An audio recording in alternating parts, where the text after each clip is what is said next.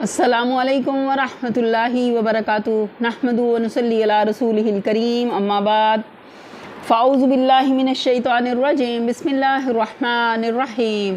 رب اشرح لی صدری ویسر لی امری واحلل عقدۃ من لسانی یفقہوا قولی واجعل لی وزیرا من اہلی ربنا زدنا علما اللہم ایدنا بروح القدس اللہم بارک لنا فی اوقاتنا آمین ثم آمین یا رب العالمین۔ ہم پڑھ رہے ہیں 13واں پارہ اللہ کی رحمت سے سورہ ابراہیم ہم نے شروع کی ہے۔ اعوذ باللہ من الشیطان الرجیم بسم اللہ الرحمن الرحیم وَإِذْ تَأَذَّنَ رَبُّكُمْ لَئِن شَكَرْتُمْ لَأَزِيدَنَّكُمْ وَلَئِن كَفَرْتُمْ إِنَّ عَذَابِي لَشَدِيدٌ۔ اور یاد رکھو تمہارے رب نے خبردار کر دیا تھا کہ اگر تم شکر گزار بنو گے تو میں تمہیں اور زیادہ دوں گا۔ بہت ہی یہ خوبصورت آیت ہے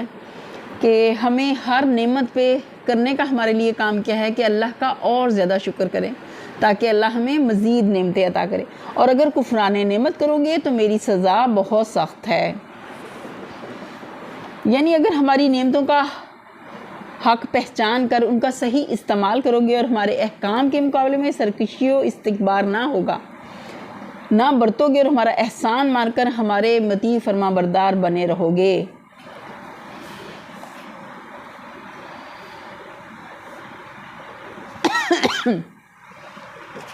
اگلی آیت ہے وَقَالَ مُوسَىٰ إِن تَكْفُرُوا أَنتُمْ وَمَن فِي الْأَرْضِ جَمِيعًا فَإِنَّ اللَّهَ لَغَنِيٌّ حَمِيدٌ۔ اور موسیٰ نے کہا اگر تم کفر کرو اور زمین کے سارے رہنے والے بھی کافر ہو جائیں تو اللہ بے نیاز اور اپنی ذات میں آپ محمود ہے۔ اس جگہ حضرت موسیٰ اور ان کی قوم کے معاملے کی صرف یہ مختصر اشارہ کرنے سے مقصود اہل مکہ کو یہ بتانا ہے کہ اللہ جب کسی قوم پر احسان کرتا ہے اور جواب میں وہ قوم نمک حرامی اور سرکشی دکھاتی ہے تو پھر ایسی قوم کو وہ عبرتناک انجام دیکھنا پڑتا ہے جو تمہاری آنکھوں کے سامنے بنی اسرائیل دیکھ رہے ہیں۔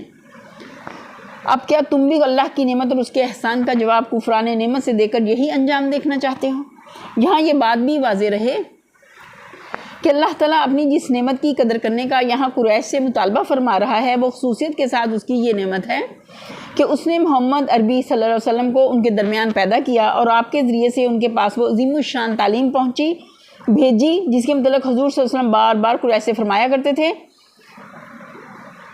کہ میری ایک بات مان لو، عرب اور عجم تمہارے سب تابع ہو جائیں گے۔ وہ ایک بات کیا تھی؟ توحید کا اقرار، ایک اللہ کو رب ماننا۔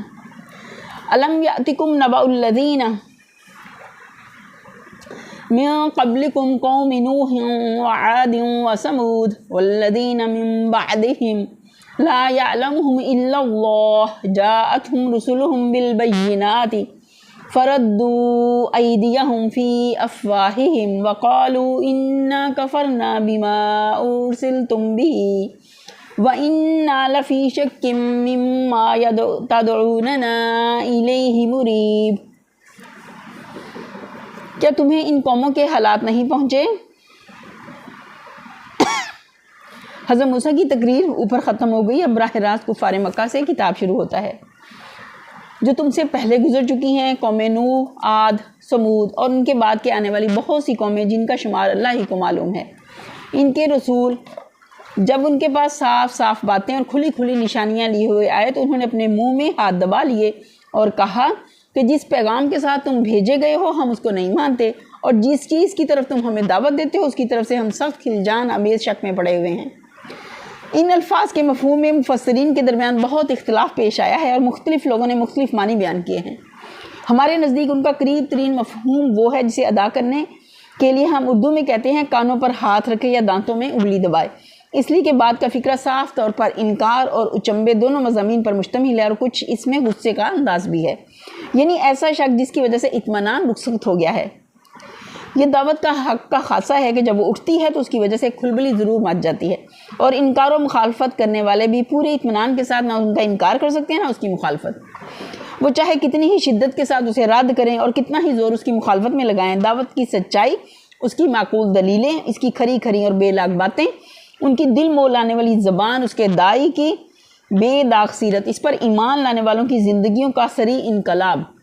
اور اپنے صدقے مقال کے عین مطابق ان کے پاکیزہ اعمال، یہ ساری چیزیں مل جل کر کٹے سے کٹے مخالف کے دل میں بھی ایک اضطراب پیدا کر دیتی ہیں۔ دایان حق کو بے چین کرنے والا خود بھی چین سے محروم ہو جاتا ہے۔ قالت رسلهم افی اللہ شک فاطر السماوات والارض یدعوکم لیغفر لکم من ذنوبکم ویؤخرکم الى اجل مسمى قالوا ان انتم الا بشر مثلنا تريدون ان تصدونا عما كان يعبد آباؤنا فأتونا بسلطان مبین۔ ان کے رسولوں نے کہا کیا اللہ کے بارے میں شک ہے جو آسمانوں اور زمین کا خالق ہے؟ وہ تمہیں بلا رہا ہے تاکہ تمہارے قصور معاف کرے اور تم کو ایک مدت مقرر تک مہلت دے۔ انہوں نے جواب دیا تم کچھ نہیں مگر ویسے ہی انسان جیسے ہم ہیں۔ تم ہمیں ان ہستیوں کی بندگی سے روکنا چاہتے ہو جن کی بندگی باپ دادا سے ہوتی چلی آ رہی ہے۔ اچھا تو لاؤ کوئی سری سند۔ رسولوں نے یہ بات اس لیے کہی کہ ہر زمانے کے مشرکین اللہ کی ہستی کو مانتے تھے اور یہ بھی تسلیم کرتے تھے کہ زمین و آسمان کا خالق اللہ ہی ہے۔ اسی بنیاد پر رسولوں نے فرمایا کہ آخر تمہیں شک کس چیز میں ہے؟ ہم جس چیز کی طرف تمہیں دعوت دیتے ہیں وہ اس کے سوا اور کیا ہے کہ اللہ فاطر السماوات والارض تمہاری بندگی کا حقیقی مستحق ہے۔ پھر کیا اللہ کے بارے میں تم کو شک ہے؟ مدت مقرر سے مراد افراد کی موت کا وقت بھی ہو سکتا ہے اور قیامت بھی۔ جہاں تک قوموں کا تعلق ہے ان کے اٹھنے اور گرنے کے لیے اللہ کے ہاں مدت کا تعین ان کے اوصاف کی شرط کے ساتھ مشروط ہوتا ہے۔ ایک اچھی قوم اگر اپنے اندر بگاڑ پیدا کر لے تو اس کی مہلت عمل گھٹا دی جاتی ہے اور اسے تباہ کر دیا جاتا ہے، اور ایک بگڑی ہوئی قوم اگر اپنے اوصاف کو اچھے اوصاف سے بدل لے تو اس کی مہلت عمل بڑھا دی جاتی ہے، حتیٰ کہ وہ قیامت تک بھی دراز ہو سکتی ہے۔ اسی مضمون کی طرف سورہ رات کی آیت 11 بھی اشارہ کرتی ہے کہ اللہ تعالیٰ نے کسی قوم کے حال کو اس وقت نہیں بدلتا جب تک کہ وہ اپنے اوصاف کو تبدیل نہیں کرے، خود نہ بدل دے۔ ان کا مطلب یہ تھا کہ تم ہر حیثیت سے بالکل ہم جیسے انسان ہی نظر آتے ہو، کھاتے ہو، پیتے ہو، سوتے ہو، بیوی بچے رکھتے ہو، بھوک پیاس بیماری دکھ سردی گرمی ہر چیز کے احساس میں، ہر بشری کمزوری میں ہمارے مشابہ ہو۔ تمہارے اندر کوئی غیر معمولی پن ہمیں نظر نہیں آتا جس کی بنا پر ہم یہ مان لیں کہ تم کوئی پہنچے ہوئے لوگ ہو اور خدا تم سے ہم کلام ہوتا ہے اور فرشتے تمہارے پاس آتے ہیں۔ یعنی کوئی ایسی صنعت جسے ہم اپنی آنکھوں سے دیکھیں اور ہاتھوں سے چھوئیں اور جس سے ہم کو یقین آ جائے کہ واقعی اللہ نے تم کو بھیجا ہے اور یہ پیغام جو تم لائے ہو اللہ ہی کا پیغام ہے۔ قالت لهم رسلهم ان نحن الا بشر مثلكم ولكن الله يمن على من يشاء من عباده وما كان لنا ان ناتيكم بسلطان الا باذن الله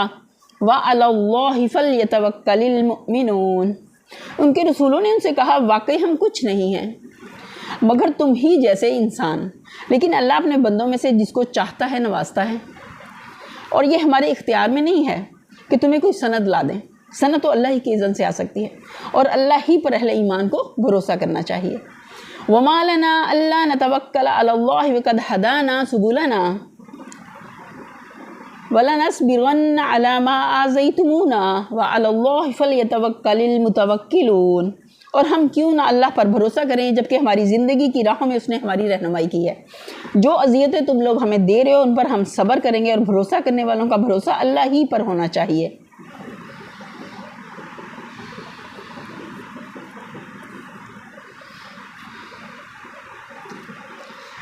یعنی بلا شبہ ہم ہیں تو انسان ہی، مگر اللہ نے تمہارے درمیان ہم کو علم حق اور بصیرت کا عملہ عطا کرنے کے لیے منتخب کیا ہے۔ اس میں ہمارے بس کی کوئی بات نہیں، یہ تو اللہ کے اختیارات کا معاملہ ہے۔ وہ اپنے بندوں میں سے جس کو چاہے جو کچھ چاہے دے۔ ہم نہ یہ کر سکتے ہیں کہ جو کچھ ہمارے پاس آیا ہے وہ تمہارے پاس بھجوا دینا، یہی کر سکتے ہیں کہ جو حقیقتیں ہم پر منکشف ہوئی ہیں ان سے آنکھیں بند کر لیں۔ وقال الذين كفروا لرسلهم لنخرجنكم من ارضنا او لتعودن في ملتنا فاوحى اليهم ربهم لنهلكن الظالمين۔ آخرکار منکرین نے اپنے رسولوں سے کہا کہ یا تو تمہیں ہماری ملت میں واپس آنا ہوگا ورنہ ہم تمہیں اپنے ملک سے نکال دیں گے۔ تب ان کے رب نے ان پر وحی بھیجی کہ ہم ان ظالموں کو ہلاک کر دیں گے۔ اس کا یہ مطلب نہیں کہ انبیاء علیہ السلام منصب نبوت پر سرفراز ہونے سے پہلے اپنی گمراہ قوموں کی ملت میں شامل ہوا کرتے تھے، بلکہ اس کے معنی یہ ہے کہ نبوت سے پہلے چونکہ وہ ایک طرح کی خاموش زندگی بسر کرتے تھے، کسی دین کی تبلیغ و کسی رائج الوقت دین کی تردید نہیں کرتے تھے، اس لیے ان کی قوم یہ سمجھتی تھی کہ وہ ہماری ہی ملت میں ہیں، اور نبوت کا کام شروع کر دینے کے بعد ان پر یہ الزام لگایا جاتا تھا کہ وہ ملت آبائی سے نکل گئے ہیں، حالانکہ وہ نبوت سے پہلے بھی کبھی مشرکین کی ملت میں شامل نہ ہوئے تھے کہ اس سے خروج کا الزام ان پر لگ سکتا۔ وَلَنُسْكِنَنَّكُمُ الْأَرْضَ مِن بَعْدِهِمْ ذَلِكَ لِمَنْ خَافَ مَقَامِي وَخَافَ وَعِيدِ، اور ان کے بعد تمہیں زمین میں آباد کریں گے، یہ انعام ہے اس کا جو میرے حضور جواب دہی کا خوف رکھتا ہو اور میری وعید سے ڈرتا ہو۔ یعنی گھبراؤ نہیں، یہ کہتے ہیں کہ تم اس ملک میں نہیں رہ سکتے، مگر ہم کہتے ہیں کہ اب یہ اس سرزمین میں نہ رہنے پائیں گے، اب تو جو تمہیں مانے گا وہی یہاں رہے گا، یہ اللہ کا فیصلہ تھا۔ وَاسْتَفْتَحُوا وَخَابَ كُلُّ جَبَّارٍ عَنِيدٍ، اور انہوں نے فیصلہ چاہا تھا تو یوں ان کا فیصلہ ہوا کہ ہر جبار دشمن حق نے منہ کی کھائی۔ ملحوظ خاطر رہے کہ یہاں اس تاریخی بیان کے پیرائے میں دراصل کفار مکہ کو ان باتوں کا جواب دیا جا رہا ہے جو وہ نبی صلی اللہ علیہ وسلم سے کیا کرتے تھے۔ ذکر بظاہر پچھلے انبیاء اور ان کی قوموں کے واقعات کا ہے، مگر چسپاں ہو رہا ہے وہ ان حالات پر جو اس سورہ کے زمانہ نزول میں پیش آ رہے تھے۔ اس مقام پر کفار مکہ کو بلکہ مشرکین عرب کو گویا صاف صاف متنبع کر دیا گیا کہ اب تمہارا مستقبل اب اس رویے پر منحصر ہے جو دعوت محمدیہ کے مقابلے میں تم اختیار کرو گے۔ اگر اسے قبول کر لو گے تو عرب کی سرزمین میں رہ سکو گے، اور اگر اسے رد کر دو گے تو یہاں سے تمہارا نام و نشان تک مٹا دیا جائے گا۔ چنانچہ اس بات کو تاریخی واقعات نے ایک ثابت شدہ حقیقت بنا دیا۔ اس پشین گوئی پر پورے 15 برس بھی نہ گزرے تھے کہ سرزمین عرب میں ایک مشرک بھی باقی نہ رہا۔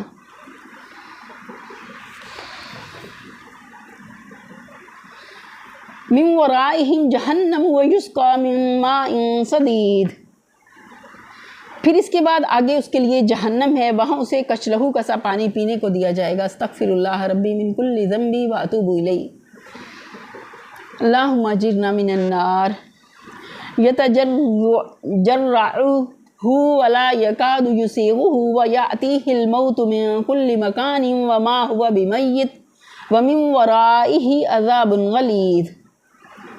جسے وہ زبردستی حلق سے اتارنے کی کوشش کرے گا اور مشکل ہی سے اتار سکے گا۔ موت ہر طرف سے اس پر چھائی رہے گی مگر وہ مرنے نہ پائے گا، اور آگے ایک سخت عذاب اس کی جان کا لاگو رہے گا۔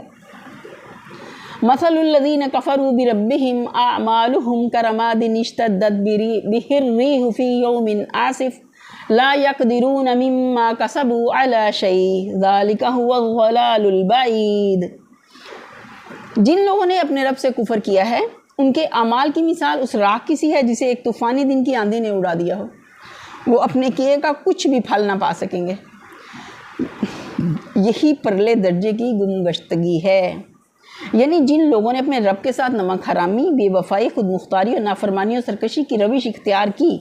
اور اطاعت و بندگی کا وہ طریقہ اختیار کرنے سے انکار کر دیا جس کی دعوت انبیاء علیہ السلام لے کر آئے ہیں، ان کا پورا کارنامہ حیات اور زندگی بھر کا سارا سرمایہ عمل آخر کر ایسا لا حاصل اور بے معنی ثابت ہوگا جیسے ایک راکھ کا ڈھیر تھا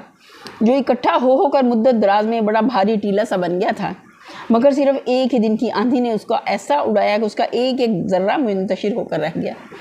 ان کی نظر فریب تہذیب، ان کا شاندار تمدن، ان کی حیرت انگیز صنعتیں، ان کی زبردست سلطنتیں، ان کی عالیشان یونیورسٹیاں، ان کے علوم و فنون اور ادب و لطیف و کثیف کے عطا ذخیرے، حتیٰ کہ ان کی عبادتیں اور ان کی ظاہری نیکیاں اور ان کے بڑے بڑے خیراتی اور رفاعی کارنامے بھی جن پر وہ دنیا میں فخر کرتے ہیں، سب کے سب آخرکار راکھ کا ایک ڈھیر ہی ثابت ہوں گے جسے یوم قیامت کی آندھی بالکل صاف کر دے گی،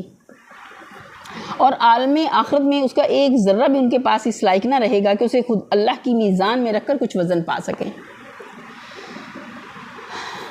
الم تر ان اللہ خلق السماوات والارض بالحق ان یشاء یذہبکم ویأتی بخلق جدید، کیا تم دیکھتے نہیں ہو کہ اللہ نے آسمان و زمین کی تخلیق کو حق پر قائم کیا ہے، وہ چاہے تو تم لوگوں کو لے جائے اور ایک نئی خلقت تمہاری جگہ لے آئے۔ یہ دلیل ہے اس دعوے کی جو اوپر کیا گیا تھا۔ مطلب یہ ہے کہ اس بات کو تو سن کر تمہیں تعجب کیوں ہوتا ہے؟ کیا تم دیکھتے نہیں ہو کہ یہ زمین و آسمان کا عظیم الشان کارخانہ تخلیق حق پر قائم ہوا ہے، نہ کہ باطل پر۔ یہاں جو چیز حقیقت اور واقعیت پر مبنی نہ ہو واقعیت پر مبنی نہ ہو بلکہ محض ایک بے اصل قیاس و گمان پر جس کی بنا رکھ دی گئی ہو، اسے کوئی پائیداری نصیب نہیں ہو سکتی۔ اس کے لیے قرار و ثبات کا کوئی امکان نہیں ہے۔ اس کے اعتماد پر کام کرنے والا کبھی اپنے اعتماد میں کامیاب نہیں ہو سکتا۔ جو شخص پانی پر نقش بنائے اور ریت پر کسر تعمیر کرے، وہ اگر یہ امید رکھتا ہے کہ اس کا نقش باقی رہے گا اور اس کا کسر کھڑا رہے گا، تو یہ اس کی امید کبھی پوری نہیں ہو سکتی، کیونکہ پانی کی یہ حقیقت نہیں ہے کہ وہ نقش قبول کرے، اور ریت کی یہ حقیقت نہیں ہے کہ وہ عمارتوں کے لیے مضبوط بنیاد بن سکے۔ لہٰذا سچائی اور حقیقت کو نظر انداز کر کے جو شخص باطل امیدوں پر اپنے عمل کی بنیاد رکھے، اسے ناکام ہونا ہی چاہیے۔ یہ بات اگر تمہاری سمجھ میں آتی ہے تو پھر یہ سن کر تمہیں حیرت کس لیے ہوتی ہے کہ اللہ کی اس کائنات میں جو شخص اپنے آپ کو اللہ کی بندگی و اطاعت سے آزاد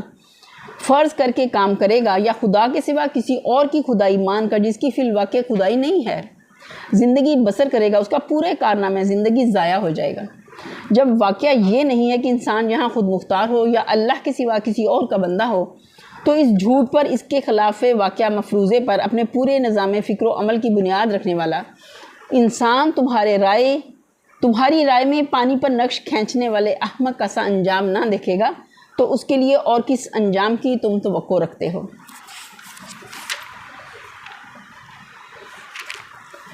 وما ذالک علی اللہ بعزیز، ایسا کرنا اس پر کچھ بھی دشوار نہیں ہے۔ دعوے پر دلیل پیش کرنے کے بعد فوراً ہی یہ فکرہ نصیحت کے طور پر ارشاد فرما دیا گیا ہے، اور ساتھ ساتھ اس میں ایک شبے کا ازالہ بھی ہے جو اوپر کی دو ٹوک بات سن کر آدمی کے دل میں پیدا ہو سکتا ہے۔ ایک شخص پوچھ سکتا ہے کہ اگر بات وہی ہے جو ان آیتوں میں فرمائی گئی ہے، تو یہاں ہر باطل پرست اور غلط کار آدمی فنا کیوں نہیں ہو جاتا؟ اس کا جواب یہ ہے کہ نادان، کیا تو سمجھتا ہے کہ اسے فنا کر دینا اللہ کے لیے کچھ دشوار ہے؟ یا اللہ سے اس کا کوئی رشتہ ہے کہ اس کی شرارتوں کے باوجود اللہ نے محض اقربا پروری کی بنا پر اسے مجبوراً چھوٹ دے رکھی ہو؟ اگر یہ بات نہیں ہے تو خود جانتا ہے کہ نہیں، اور تو خود جانتا ہے کہ نہیں، تو پھر تجھے سمجھنا چاہیے کہ ایک باطل پرست اور غلط کار قوم ہر وقت اس خطرے میں مبتلا ہے کہ اسے ہٹا دیا جائے اور کسی دوسری قوم کو اس کی جگہ کام کرنے کا موقع دے دیا جائے۔ اس خطرے کے عملاً رونما ہونے میں اگر دیر لگ رہی ہے تو اس غلط فہمی کے نشے میں مست نہ ہو جا کہ خطرہ سرے سے موجود ہی نہیں ہے۔ مہلت کے ایک ایک لمحے کو غنیمت جان لو اور اپنے باطل نظام فکر و عمل کی ناپائیداری کو محسوس کر کے اسے جلدی سے جلدی پائیدار بنیادوں پر قائم کر لے۔ وَبَرَزُوا لِلَّهِ جَمِيعًا فَقَالَ الضُّعَفَاءُ لِلَّذِينَ اسْتَكْبَرُوا إِنَّا كُنَّا لَكُمْ تَبَعًا فَهَلْ أَنْتُمْ مُغْنُونَ عَنَّا مِنْ عَذَابِ اللَّهِ مِنْ شَيْءٍ قَالُوا لَوْ هَدَانَا اللَّهُ لَهَدَيْنَاكُمْ سَوَاءٌ عَلَيْنَا اجزعنا ام صبرنا ما لنا من محیص۔ اور یہ لوگ جب اکٹھے اللہ کے سامنے بے نقاب ہوں گے تو اس وقت ان میں سے جو دنیا میں کمزور تھے وہ ان لوگوں سے جو بڑے بنے ہوئے تھے کہیں گے دنیا میں ہم تمہارے تابع تھے، اب کیا تم اللہ کے عذاب سے ہم کو بچانے کے لیے کچھ کر سکتے ہو؟ وہ جواب دیں گے اگر اللہ نے ہمیں نجات کی کوئی راہ دکھائی ہوتی تو ہم ضرور تمہیں بھی دکھا دیتے۔ اب تو یکساں ہے خواہ ہم جزا فضا کریں یا صبر، بہرحال ہمارے بچنے کی کوئی صورت نہیں۔ بروز کے معنی محض نکل کر سامنے آنے اور پیش ہونے ہی کے نہیں ہیں، بلکہ اس میں ظاہر ہونے اور کھل جانے کا مفہوم بھی شامل ہے۔ اسی لیے ہم نے اس کا ترجمہ بے نقاب ہو کر سامنے آ جانا کیا ہے۔ حقیقت کے اعتبار سے تو بندے ہر وقت اپنے رب کے سامنے بے نقاب ہیں، مگر آخرت کی پیشی کے دن جب وہ سب کے سب اللہ کی عدالت میں حاضر ہوں گے تو انہیں خود بھی معلوم ہوگا کہ ہم اس احکم الحاکمین اور مالک یوم الدین کے سامنے بالکل بے نقاب ہیں۔ ہمارا کوئی کام بلکہ کوئی خیال اور دل کے گوشوں میں چھپا ہوا کوئی ارادہ تک اس سے مخفی نہیں ہے۔ یہ تنبیہ ہے ان سب لوگوں کے لیے جو دنیا میں آنکھیں بند کر کے دوسروں کے پیچھے چلتے ہیں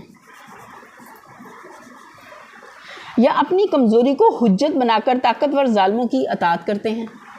ان کو بتایا جا رہا ہے کہ آج جو تمہارے لیڈر اور پیشوا اور افسر اور حاکم بنے ہوئے ہیں، کل ان میں سے کوئی بھی تمہیں اللہ کے عذاب سے ذرا برابر بھی نہ بچا سکے گا۔ لہٰذا آج ہی سوچ لو کہ تم جس کے پیچھے چل رہے ہو یا جس کا حکم مان رہے ہو وہ خود کہاں جا رہا ہے اور تمہیں کہاں پہنچا کر چھوڑے گا۔ یہیں پر ہم اپنے لیسن کا اختتام کرتے ہیں۔ وآخر دعوانا الحمد للہ رب العالمین، سبحان ربک رب العزت عما یصفون وسلام علی المرسلین والحمد للہ رب العالمین۔ آمین ثم آمین یا رب العالمین۔ السلام علیکم ورحمۃ اللہ وبرکاتہ۔